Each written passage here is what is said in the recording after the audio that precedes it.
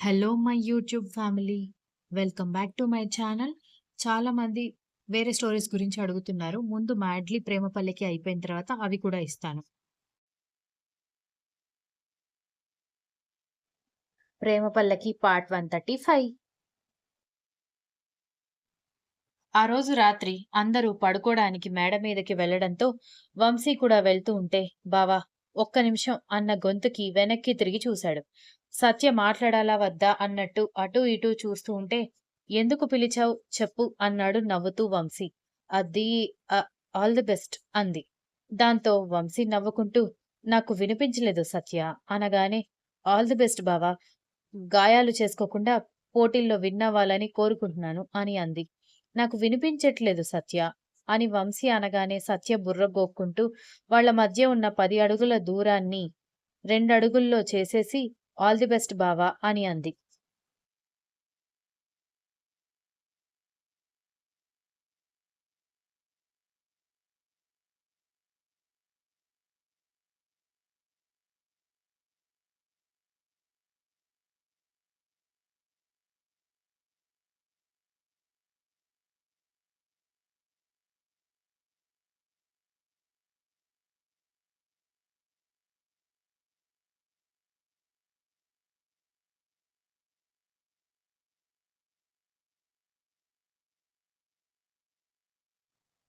చందు ఇంకా మా చిన్నన్నయ్య ప్రేమించుకుంటున్నారు.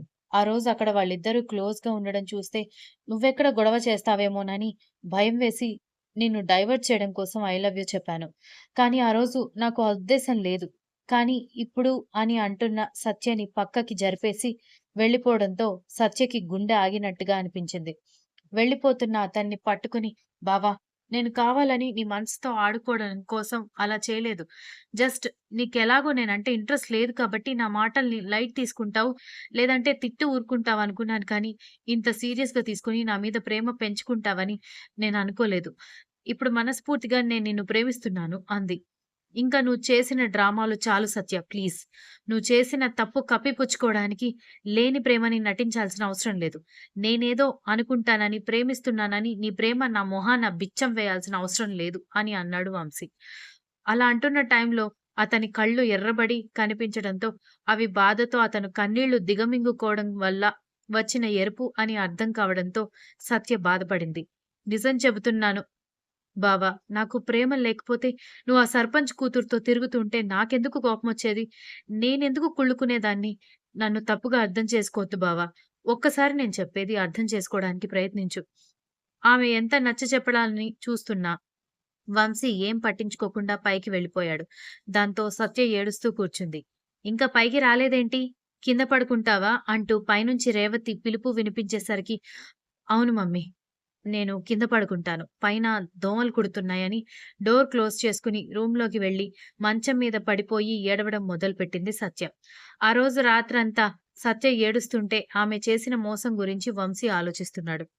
ఉదయాన్నే పోటీ జరిగే ప్రదేశంగా గవర్నమెంట్ స్కూల్‌ని సెలెక్ట్ చేసుకోవడంతో అక్కడ అన్ని ఏర్పాట్లు పూర్తయిపోతే పోటీల్లో పార్టిసిపేట్ చేసే వాళ్ళందరూ సిద్ధంగా ఉన్నారు.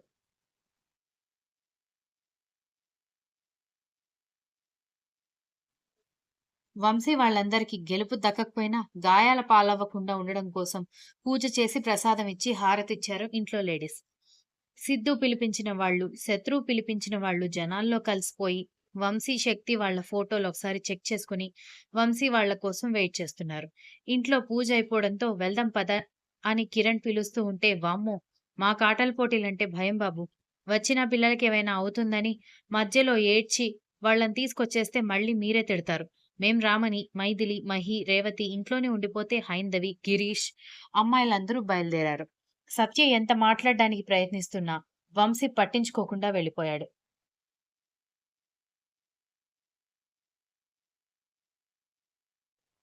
అది అందరూ గమనించినా అప్పటికి పోటీల్లో పార్టిసిపేట్ చేయడానికి టైం దాటిపోతూ ఉండడంతో ఆ విషయాన్ని తాత్కాలికంగా వదిలేసి స్పీడ్‌గా గ్రౌండ్‌కి బయలుదేరారు. గ్రౌండ్‌కి వెళ్ళగానే ఒకసారి వార్మప్ చేసుకొని ఎవరికిచ్చిన లైన్‌లో వాళ్ళు నిలబడి పోటీకి సిద్ధమవుతున్నారు. ఫస్ట్ ఆర్చరీ పోటీలు మొదలవ్వడంతో వంశీ, శివ, ఆదిత్య రెడీ అయిపోతే వాళ్ళు ఆడే గేమ్ వేరు కాబట్టి శక్తి, కరణ్ పక్కకి నిలబడ్డారు. అప్పటికే శత్రు గుర్తుపట్టి తన వాళ్ళందరికీ మెసేజ్ చేయడంతో వాళ్ళందరూ "మేము రెడీగా ఉన్నామని" చెప్పారు. వాళ్ళకి ఆర్చరీ ఆడ్డానికి ఆ ఎక్విప్‌మెంట్ అంతా చేతికిచ్చి 1, 2, 3 స్టార్ట్ అని చెప్పి ఎదురుగా పెట్టిన లక్ష్యాన్ని ఛేదించడం కోసం స్టార్ట్ చేశారు. సత్య వాళ్ళు కూడా ఎంకరేజ్ చేస్తూ గుంపులో నుంచి అరుస్తూ ఉంటే ఆ గోలలో ఎవరిని ఎంకరేజ్ చేస్తున్నారో అర్థం కాలేదు. పోటీ అయిపోయిన తర్వాత చెప్పకుండా పోటీకి ముందు రోజు రాత్రి చెప్పి తప్పు చేశానేమో అని సచ్చికి ఒకవైపు అనిపిస్తున్నా గెలవాలని మాత్రం మనస్ఫూర్తిగా కోరుకుంటోంది. రాత్రి నుంచి సచ్చి చేసిన మోసం గురించి ఆలోచిస్తున్న వంశీ మాత్రం అదే విషయాన్ని ఆలోచిస్తూ ఉండడంతో అతని వెనుకగా నిలబడిన వాళ్ళు వేస్తున్న ఆర్చరీ ఎక్విప్‌మెంట్ తగిలి గాయపడ్డాడు.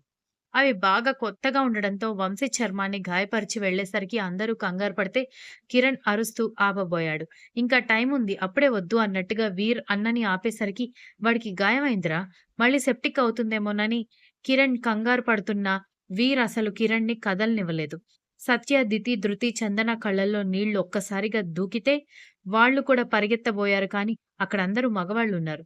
పైగా చాలా మటుకు మళ్ళీ ఆర్చరీకి సిద్ధంగా ఉన్నారు కాబట్టి, మీకు తగులుతాయి వద్దని ఊర్లో వచ్చిన వాళ్ళని ఆపేశారు. వంశీకి ఒకవైపు నొప్పికి మంట పుడుతూ ఉండడంతో, అప్పుడే ముందు జాగ్రత్తగా డాక్టర్‌ని పిలిపించడంతో గాయం క్లీన్ చేసి ఆయింట్‌మెంట్ గాయం మీద పూయడంతో కాస్త మంట పుట్టినా కాస్త బెటర్‌గా అనిపించింది.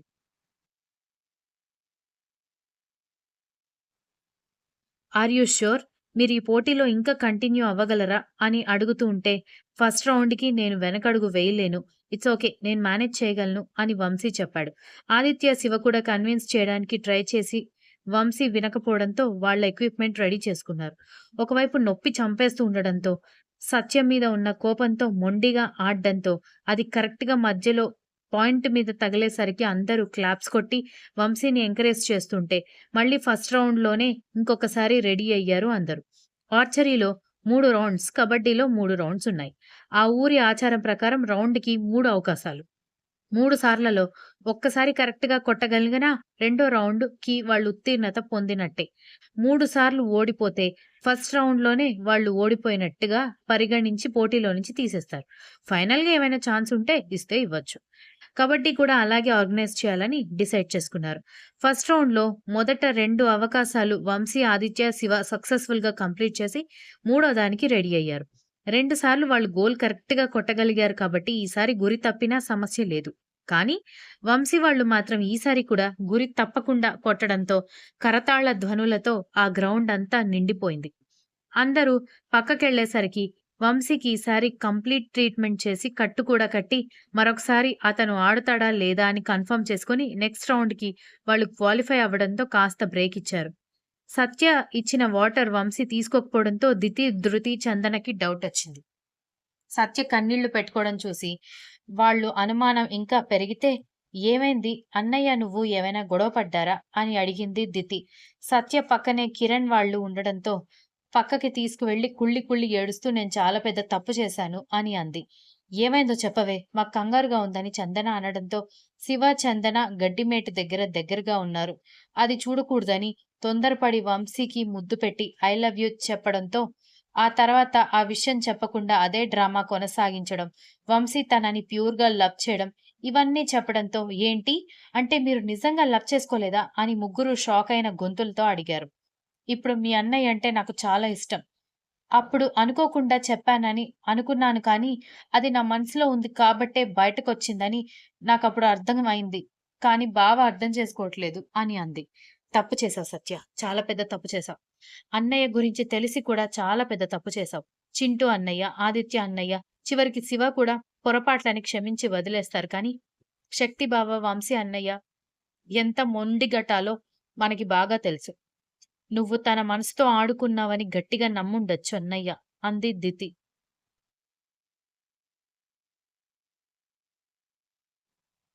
ప్రమాణ పూర్తిగా చెబుతున్నాను దితి. నాకసలు వంశీ బావని ఇలాంటి విషయాల్లో టీజ్ చేయాలని, లేదంటే మనసు బాధ పెట్టాలని అస్సలు లేదు. ఆ టైంలో వంశీ బావకి తెలిస్తే గొడవ అవుతుందని మాత్రమే ఆలోచించాను గానీ, ఇలా అవుతుందని నేను ఊహించలేదు. కానీ ఇప్పుడు నా మనసులో బావ తప్ప ఇంకెవరూ లేరు అంది. పోటీ అయిపోయి అన్నయ్య వాళ్ళు గాయాలు తగ్గే వరకు కాస్త ఆగి, ఆ తర్వాత ఒంటరిగా మాట్లాడి సర్ది చెప్పడానికి ట్రై చెయి. లేదంటే మాత్రం అన్నయ్య నిన్ను క్షమించడం చాలా కష్టమని చెప్పాలి అంది ధృతి. ఏడ్చి ఏడ్చి ఉబ్బిపోయి ఎర్రబడిన కళ్ళతో మళ్ళీ వంశీ వైపు చూసేసరికి వాళ్ళు సెకండ్ రౌండ్ కోసం రెడీ అవుతూ ఉండడంతో బాధగా అక్కడే నిలబడ్డారు నలుగురు. సత్య వెంటపడి ఆమెకి జాబ్ ఇచ్చిన వినోద్ కూడా ఆ శత్రువుకి ఫ్రెండ్ కావడంతో అతను కూడా శత్రుతో పాటు జాయిన్ అయ్యాడు. సెకండ్ రౌండ్‌లో వంశీతో పాటు ఆదిత్య, శివకి కూడా గాయాలు అవ్వడంతో ముగ్గురు ఒకేసారి కుప్పకూలేసరికి అమ్మాయిలందరూ కంగారు పడి పరిగెత్తబోతుంటే వాళ్ళని కోర్టు లోపలికి రానివ్వలేదు. డాక్టర్‌తో ట్రీట్‌మెంట్ చేయించి పోటీలో పార్టిసిపేట్ చేయగలరో లేదో కనుక్కొని వాళ్ళు మొండిగా పార్టిసిపేట్ చేస్తున్నామని అనేసరికి మిస్టర్ వంశీ, ఆదిత్య, శివకి అయినా ఇప్పుడు గాయాలయ్యాయి. నీకు ఆల్రెడీ ఇంకొక గాయం అయింది కాబట్టి ఆలస్యం అయ్యే కొద్దీ సెప్టిక్ అవుతుంది అన్నాడు డాక్టర్. ఎవరి లైన్ వాళ్ళకి సెపరేట్‌గా కాస్త ఎడంగా గీయకుండా పక్కపక్కన గీస్తే దెబ్బలు తగలకుండా ఎలా ఉంటాయి? అందరూ పర్ఫెక్ట్‌గా గోల్ కొట్టేవాళ్ళు ఉండరు కదా! అని వంశీ చిరాకు పడ్డాడు. వెంటనే ఆర్గనైజర్ డాక్టర్ మొహాలు చూసుకుని వాళ్ళ ముగ్గురు కాస్త రెస్ట్ తీసుకోమని ఈసారి కోర్టు గీతలు కాస్త దూరం దూరంగా గీయడంతో శత్రువు వాళ్ళ మొహాలు మాడిపోయాయి. ఇప్పటివరకు అంటే దగ్గరగా గీశారు కాబట్టి డౌట్ రాలేదు. కానీ ఇప్పుడు వాళ్ళకున్న డిస్టెన్స్‌కి ఏమైనా చేస్తే ఖచ్చితంగా అనుమానం వస్తుంది కాబట్టి వేరే దారి లేదు. కొడుకుల గాయాలు చూడలేక కిరణ్, వీర్ పక్కకెళ్లడం చూసి సిద్ధు ఇదే ఛాన్స్ అనుకున్నాడు.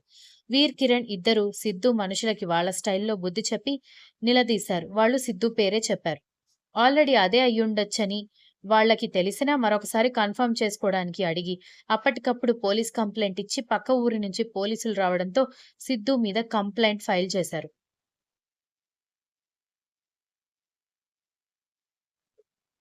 పోలీసులొచ్చి అరెస్ట్ చేయడంతో సిద్ధు కోపంగా కంప్లెయింట్ ఇచ్చిందెవరు అని సిద్ధు గట్టిగా అడగడంతో వెనుక వైపున కిరణ్, వీర్ వైపు చూపించడంతో వాళ్ళిద్దరూ నవ్వుతూ దగ్గరకొచ్చేసరికి సిద్ధుకి చెమటలు పట్టాయి. పూర్తిగా దొరికిపోయానని అర్థమైపోయింది సిద్ధుకి. Continues. If you like the story please like, share, comment and don't forget to subscribe.